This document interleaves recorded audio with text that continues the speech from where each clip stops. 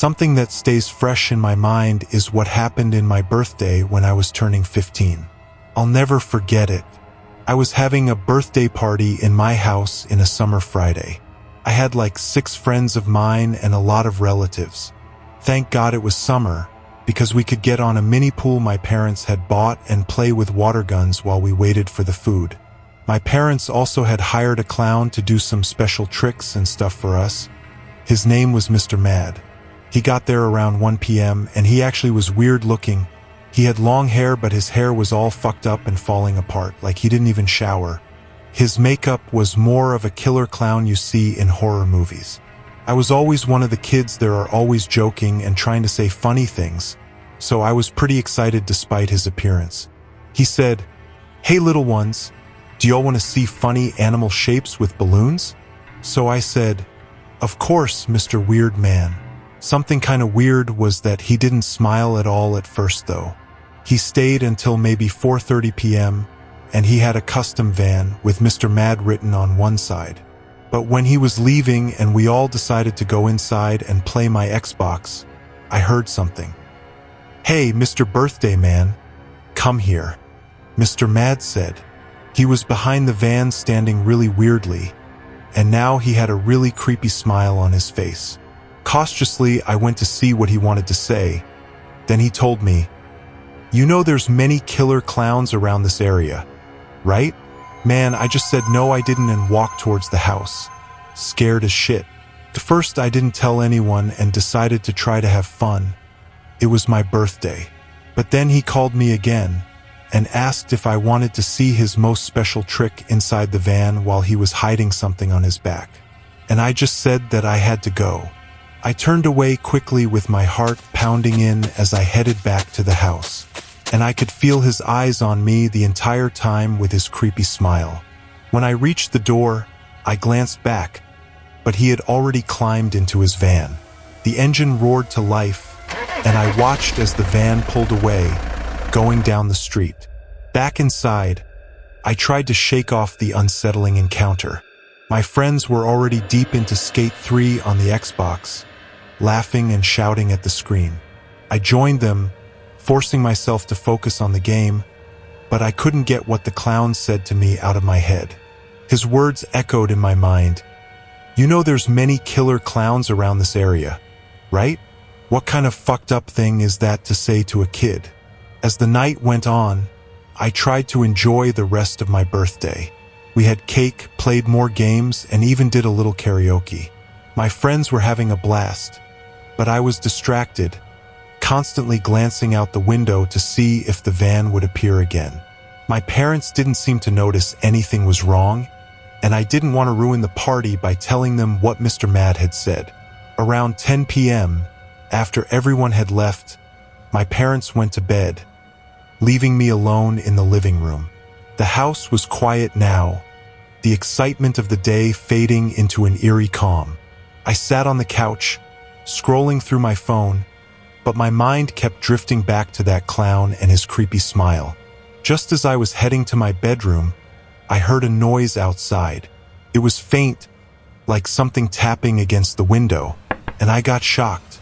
There it was again, a very soft tapping.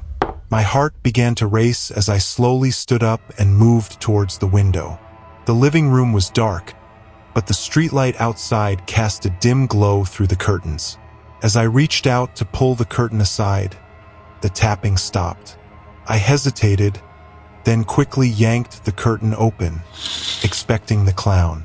But there was nothing there, just the empty street and the dim streetlight. Maybe I was just being paranoid.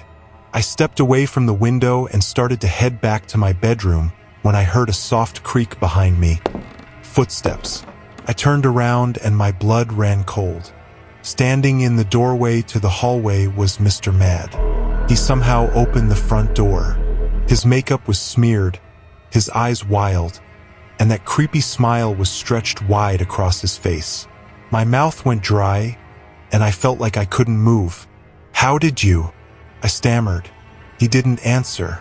Instead, he took a slow, deliberate step toward me, pulling something out from behind his back. It was a long and thin baseball bat. As I was about to go upstairs and call my parents, he said, "You have 5 minutes to call your parents." But as I turned my back to run, he said, "No, I'm just joking. That's my job." And he legit walked towards the front door and got out of the house. I was frozen. I pressed a chair against the front door and quickly told my parents about everything. They called the cops, but Mr. Mad was gone. Forever. As far as I know, he kinda really disappeared. I don't know what he wanted with me, but for me it doesn't felt like a joke. I could swear something bad was about to happen that day. I'm glad I'm still here to talk about it with people.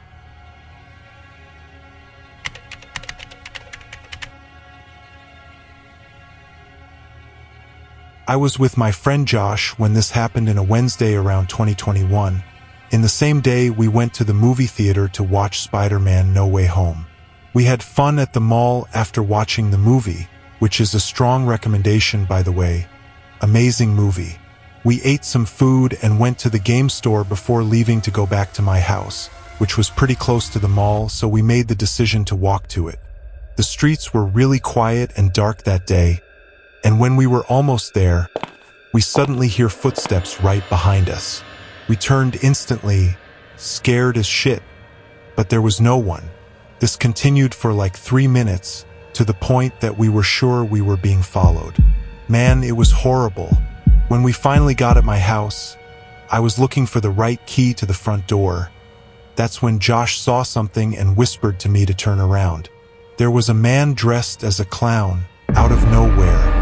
But I think he was also wearing a mask with a disturbing smile that looked like it was made with blood. I don't know. He was hiding behind my neighbor's fence. And when he realized we saw him, he jumped the fence and started to walk towards us. I found the keys, opened the door really quickly, and bolted inside with Josh. We quickly ran to my bedroom on the 2nd floor and peeked out the window, and the clown was still there, on the pitch-black street looking right to the window we were at. I legit thought there were gonna be some bad news. As we looked out the window, the clown just stood there motionless, in the dim glow of the streetlights while slowly tilting his head like a dog. We ducked down and I called my parents. My heart was pounding so hard I thought I was gonna have a heart attack. "What the hell does he want?" Josh whispered with his voice trembling. I had no answer. I pulled the curtain slightly, trying not to make any noise or movement, and suddenly he was gone. After that, he never appeared again. We will surely never know this man's identity and his intentions, but we will certainly never forget this night. At least that's a good type of story for a nice camping night around the fire with your friends.